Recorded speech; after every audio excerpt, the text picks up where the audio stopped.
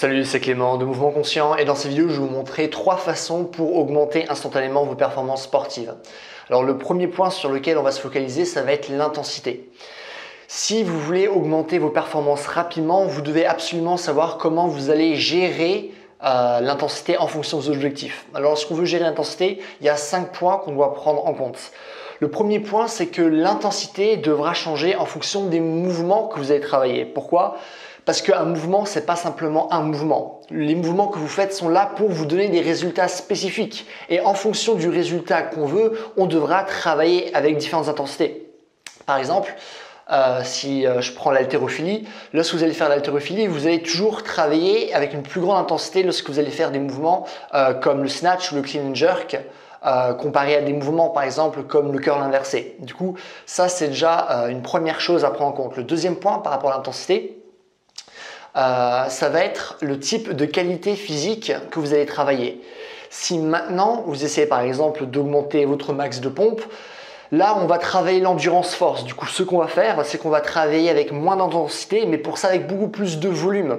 Au contraire, si maintenant vous essayez d'apprendre un mouvement comme la planche, et que c'est un mouvement qui est très dur, vous n'arrivez pas à réussir cette position, du coup logiquement ce que vous allez faire, c'est que vous allez trouver des variations de mouvement qui vont être abordables pour vous, mais même ces variations de mouvement, vu qu'elles sont compliquées, vous n'allez pas pouvoir les tenir longtemps. Du coup, à partir du moment où vous ne pouvez pas les tenir longtemps, là ce qu'on fait, c'est finalement travailler la force max. Du coup, vous allez devoir travailler sur des temps qui vont être courts, mais à très très forte intensité, et pour ça avoir des temps de récupération qui vont être assez longs. Ce qui ne va pas être le cas, par exemple, lorsqu'on va essayer d'augmenter notre max de pompe ou notre max de traction, par exemple. Du coup, ça, c'est quelque chose également à prendre en compte. Du coup, on a à la fois le mouvement qu'il faut prendre en compte, on a la qualité physique qu'on doit prendre en compte, mais vous devez également prendre en compte votre niveau d'entraînement. Pourquoi ? Parce que en fonction de maintenant, si vous êtes un débutant ou si vous êtes quelqu'un qui s'entraîne déjà depuis pas mal de temps, votre corps va réagir différemment en fonction de l'intensité. C'est-à-dire que par exemple, un débutant, c'est juste un titre d'exemple, hein, ça ne marche pas pour tous les types de sports ou pour tous les types de préparation physique, mais par contre, un débutant va bien pouvoir progresser au début avec une intensité qui va être plus faible, avec un volume qui va être plus élevé. Pourquoi ? Parce que ça va lui permettre de développer davantage sa coordination, de mieux s'approprier le mouvement, et aussi ça va baisser son risque de blessure et du coup il pourra bien progresser avec ce type d'entraînement. Par contre, toujours si on reste dans le domaine de la force, plus vous allez être entraîné, et plus votre corps va mieux réagir avec de l'intensité qui va être élevée. Du coup, au lieu d'être par exemple à 60%, on va davantage travailler avec 80%. Bien sûr, là, ça va dépendre des objectifs, ça va dépendre de ce que vous voulez faire, mais c'est ce que nous montre pas mal de méta-analyses. Ok ? Du coup, ça bien sûr, c'est ce qu'on parle en termes avec des termes généraux. Par contre, ça va aussi toujours dépendre de l'athlète. Du coup, ça c'est aussi quelque chose à prendre en compte. Ok ? Après, aussi ce que vous devez prendre en compte, ça va être la différence entre l'intensité réelle et l'intensité perçue. Ok ? Parce que souvent, par exemple, vous allez prendre un programme d'entraînement, vous allez dire, ok, tiens, là, imaginons c'est plus muscu, je prends le muscu parce que c'est un exemple facile, même si c'est pas un thème que j'aborde sur ma chaîne. Mais imaginons, vous regardez votre programme et votre coach vous dit travaillez à 70%. Du coup, vous dites, ok, 70%. Alors, mon max développé couché, c'est 100 kg. Du coup, je vais travailler avec 70 kg. Par contre, vous allez faire toutes vos répétitions avec 70 kg, mais ce n'est pas parce que vous travaillez avec une intensité de 70% que l'intensité ressentie, par exemple, d'une échelle de 1 à 10, va être de 7 sur 10. Ça se trouve, vous allez faire ça, mais pour vous, l'intensité perçue va être de 9 sur 10 ou voire même 10 sur 10. Et du coup, c'est que votre corps réagit d'une manière spécifique par rapport à cet entraînement. Et si vous travaillez toujours avec ce type d'intensité perçue, même si l'intensité réelle entre guillemets est de 70%, au bout d'un moment, pour beaucoup de personnes, ça va pas être quelque chose, ça va pas être un type d'entraînement que vous allez pouvoir continuer pendant longtemps parce que ça va être tout simplement trop pour votre système nerveux, ça va être tout simplement trop pour votre état de fatigue et au bout d'un moment, vous allez vous lasser et vous allez arrêter d'utiliser ce type d'entraînement. Cinquièmement, vous devez également prendre en compte le niveau de coordination que demande le mouvement que vous êtes en train de travailler. Si c'est un mouvement facile, entre guillemets, qui ne va pas demander beaucoup de coordination, imaginons faire des tractions, ou maintenant des mouvements plus farfelus, des flows que vous allez pouvoir faire en mouvement, là la coordination va être beaucoup plus élevée. Du coup, puisque les besoins vont être plus élevés, on ne pourra pas travailler avec une très forte intensité. Pourquoi? Parce que si l'intensité est trop forte, on n'aura tout simplement pas assez de volume d'entraînement pour développer la coordination nécessaire pour apprendre ce nouveau mouvement. Parce que lorsqu'on essaie d'apprendre un mouvement qui est compliqué, nous, ce qu'il nous faut, c'est avoir pas mal de volume, d'avoir suffisamment de volume, de faire suffisamment de fois de la merde pour que notre cerveau s'organise en fonction de la tâche et qu'il puisse nous permettre par la suite de résoudre ce problème moteur. Du coup, plus l'exercice va demander de la coordination, moins l'intensité devra être élevée, surtout au début, lorsque vous apprenez un nouveau mouvement, parce que ça va vous permettre justement de vous familiariser avec ce mouvement et d'avoir suffisamment de volume.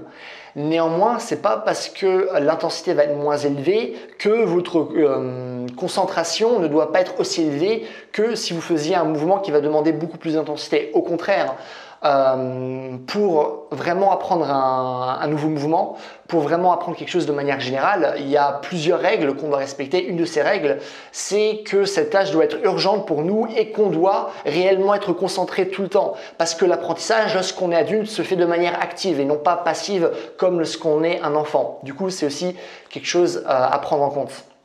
Il y a aussi une contre-règle que j'aimerais vous expliquer par rapport à ça, c'est que souvent, par exemple, lorsque quelqu'un apprend un nouveau mouvement, si on ne lui met pas assez d'intensité, il va faire plein d'erreurs, il va compenser de mauvaises manières. Par contre, si maintenant, par exemple, une personne qui n'arrive pas à faire un squat, on lui rajoute davantage de poids, bizarrement, là, vu que le mouvement devient beaucoup plus dur, ça force le corps à mieux s'organiser et du coup, la personne arrivera à avoir une meilleure forme lorsqu'elle va faire le squat.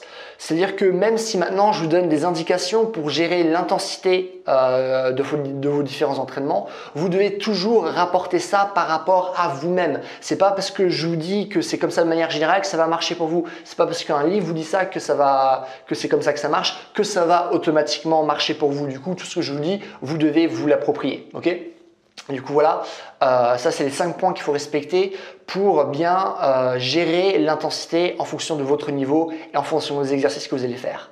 Et à partir du moment où vous allez faire ça, vous allez voir que très rapidement, instantanément, vos performances vont augmenter parce que justement, votre protocole d'entraînement sera parfaitement aligné par rapport à vos objectifs. Ok ? Ça c'est le premier point. Le deuxième point que je veux aborder, pour instantanément augmenter vos performances, ça va être de faire attention aux compensations. Et ça, c'est très important. Pourquoi? Parce qu'en fait, lorsque vous essayez de faire un mouvement, vous devez être très précis lorsque vous allez demander à votre cerveau. Parce que si vous n'êtes pas assez précis, votre cerveau va toujours compenser. Pourquoi? Parce que peu importe le mouvement que vous allez faire, votre cerveau va essayer de rendre ce mouvement le plus simple possible parce qu'il ne veut pas dépenser beaucoup de calories. Pourquoi? Parce qu'à l'échelle de l'évolution, les calories, c'est quelque chose de rare. Parce que les calories, on les a grâce à la bouffe et à l'échelle du temps, c'était compliqué de manger. C'était compliqué de toujours manger à notre faim. Du coup, ça, c'est vraiment quelque chose qu'il faut garder en tête. Je vais vous donner un exemple concret pour que ce soit plus facile pour vous. Imaginons si vous faites des curls et que vous dites simplement à votre cerveau, moi ce que je veux, c'est faire des curls. Du coup, lui, ce qu'il va faire, c'est dire, ok, les curls, c'est quoi? Ça va être de faire ce mouvement-là. Et du coup, il va simplement faire ce mouvement-là. Mais puisque lui, ce qu'il veut faire, c'est faciliter le mouvement, parce que les calories, c'est rare, il va toujours avoir automatiquement, peu importe le mouvement que vous allez faire, automatiquement, il aura tendance à compenser. Du coup, par exemple, pour le curl, il y a 2 moyens que votre corps va utiliser pour compenser. Premièrement, ça va être faire une flexion d'épaule. Alors ça, c'est flexion d'épaule, ça c'est extension. Du coup, premièrement, ça va être une flexion d'épaule et du coup, lorsque vous allez monter la barre, vous allez avoir tendance à avancer votre coude et du coup faire une flexion d'épaule parce que comme ça, hop, automatiquement, on rapproche finalement notre main de l'épaule et du coup, notre cerveau se dit, bah ouais, le poids se rapproche de moi, du coup je fais le curl, mais il se rapproche de moi parce que j'ai monté mon coude et pas parce que j'ai fait une flexion complète au niveau du bras, ok ? De la même manière que aussi ce que vous allez faire par exemple, c'est compenser avec le dos. Vous allez faire des mouvements de va-et-vient. Pourquoi? Parce que logiquement, si je rajoute mon dos, ça va être plus facile de faire le mouvement. Du coup là aussi, votre cerveau se dit ah bah ouais, l'haltère vient vers moi, du coup je fais le mouvement. Oui, le mouvement est respecté, mais pas de la bonne manière. Du coup, ça veut dire que si vous dites simplement votre cerveau fait le curl, il va juste faire le curl et du coup il va compenser. Par contre, ce que vous devez dire, c'est ok, je veux que tu fasses un curl. Mais pour bien faire le curl, tu vas respecter ces 3 critères. Premièrement, tu vas faire une rétraction scapulaire, ramener les omoplates en arrière. Une fois que tu as fait ça, tu vas faire une dépression scapulaire, ramener les omoplates vers le bas. Du coup, on a la rétraction et la dépression. Et une fois dans cette position-là, on va garder le coude qui est fixe. Okay, du coup, rétraction, dépression, je garde le coude qui est fixe et je vais simplement hop, faire ce mouvement-là. Et du coup, une fois que vous augmentez finalement vos standards de mouvement, vous allez voir que vous allez mieux faire les mouvements et du coup, vous allez davantage, en l'occurrence là, travailler votre biceps et du coup, très rapidement, vous allez augmenter vos performances. Vous allez réellement mettre la densité là où elle devrait être. Du coup, augmentez vos standards lorsque vous dites à votre cerveau de faire un mouvement. Comme ça, vous allez être sûr de ne pas compenser. Vous allez mettre l'intensité au bon endroit et vous allez progresser beaucoup plus rapidement. Et ça, c'est vraiment un truc instantanément, vous pouvez le mettre en place et vous allez voir des résultats très rapidement. Ok ? C'est le deuxième point. Le troisième et dernier point que j'aimerais aborder, c'est que souvent, peut-être ça va être le cas pour cette vidéo, mais en tout cas c'est le cas parce que je parle vraiment en profondeur par exemple de comment planifier son entraînement, tous les trucs qu'il faut prendre en compte. Souvent j'ai un type de commentaire du genre putain, il y a vraiment énormément de choses qu'on doit prendre en compte si on veut avoir un entraînement qui est bien construit. C'est dingue tous les facteurs qu'il faut prendre en compte. Et c'est vrai. Mais par contre, ça peut être très décourageant d'avoir ce mindset-là. Il faut savoir que beaucoup de personnes arrivent à faire des mouvements qui sont très compliqués, à atteindre des niveaux de force qui sont très élevés sans avoir un entraînement correct. La raison pour laquelle on sait maintenant comment bien s'entraîner, c'est parce qu'auparavant, bien sûr, il y a eu les études, mais beaucoup de personnes ont fait des expériences où eux-mêmes, ils essayaient d'être plus forts, ils ont appris de leurs erreurs. C'est comme ça qu'ils ont progressé. Et du coup, par exemple, la plupart des gens que vous voyez sur YouTube, par exemple qui ne sont pas préparateurs physiques, mais qui vous expliquent comment faire le front lever, etc., ils ont réussi à prendre ce mouvement en ayant un mauvais entraînement, en ne sachant pas vraiment comment bien programmer les exercices. Et pourtant, ils ont comme réussi parce qu'ils ont eu toute cette discipline nécessaire et ils ont compris un minimum le mouvement pour faire suffisamment de travail et du coup réussir l'objectif. Bien sûr, s'ils avaient davantage de connaissances, ils seraient moins blessés, ils auraient progressé plus rapidement. Ils seraient plus forts, plus souples, etc. Mais même sans avoir toutes ces notions-là, ils ont progressé. Et de toute façon, ils aimaient le processus. On ne peut pas arriver à un bon niveau si on n'aime pas le processus dans lequel on est. Et du coup, c'est pour vous dire que vous n'avez pas besoin de 300 000 connaissances pour bien progresser. Bien sûr, ça peut être intéressant de temps en temps de faire appel à un coach, mais vous pouvez aussi progresser par vous-même. Vous n'avez pas besoin que votre entraînement soit parfaitement structuré pour avoir de bons résultats. Du coup, ne vous découragez pas. Et parce que si vous avez ce mindset-là, et ben du coup par la suite vous n'allez pas avoir envie de continuer votre entraînement parce que vous allez dire ah putain je perds mon temps, je sais même pas si maintenant j'atteins mon objectif, etc.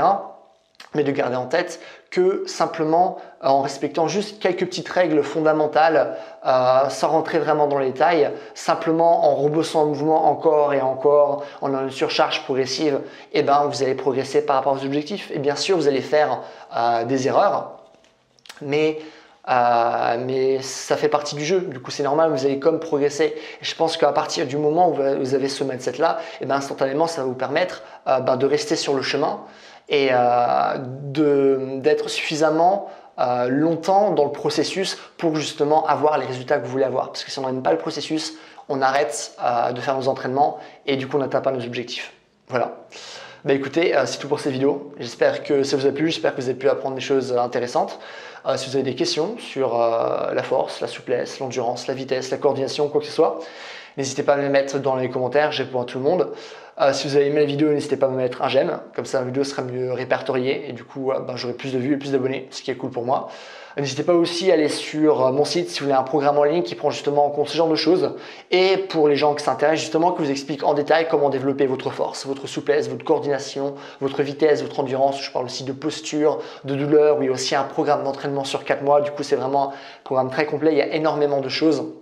Du coup, je vous invite à lire tout ce que j'ai mis sur ma page. C'est le premier lien que vous avez trouvé dans la description. Et c'est tout. Passez une bonne journée. Ouais. Bye.